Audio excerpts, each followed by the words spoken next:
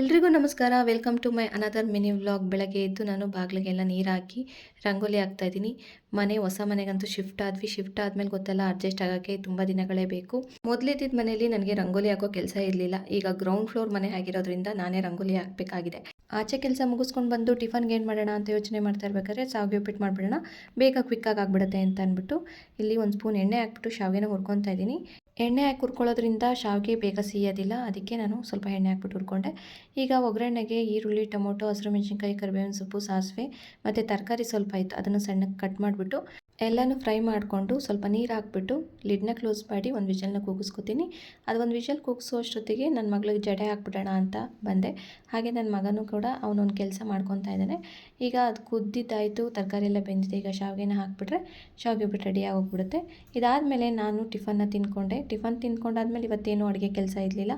ಸಾರಿತ್ತು, ಅನ್ನ ಮಾಡ್ಕೊಂಡ್ರೆ ಆಯಿತು ಅಂತ ಅಂದ್ಬಿಟ್ಟು ಕಬೋರ್ಡ್ ಕ್ಲೀನ್ ಮಾಡೋಣ ಅಂತ ಬಂದೆ. ನೋಡಿ ಹೇಗೆ ಮಾಡಿದ್ದಾಳೆ ನನ್ನ ಮಗಳು. ಅವಳದೇ ಜಾಸ್ತಿ ಈ ಥರ ಆಗೋದು, ಯಾಕೆಂದರೆ ಒಂದು ಸಿಗಲಿಲ್ಲ ಅಂತಂದರೆ ಎಲ್ಲ ಕಿತ್ತಾಕ್ಬಿಡ್ತಾಳೆ. ಅದಕ್ಕೆ ಹೇಗಿದ್ರು ಟೈಮ್ ಇತ್ತಲ್ಲ ಅಂತ ಅಂದ್ಬಿಟ್ಟು ನಾನು ಎಲ್ಲನೂ ಮಡಚಿಟ್ಬಿಡೋಣ ಅಂತ ಮಡಚಿಟ್ಟೆ. ಫೈನಲಿ ಕಬೋರ್ಡ್ ಕ್ಲೀನಿಂಗ್ ಆಯಿತು. ಇದಾಗಿತ್ತು ಇವತ್ತಿನ ಮಿನಿ ವ್ಲಾಗ್.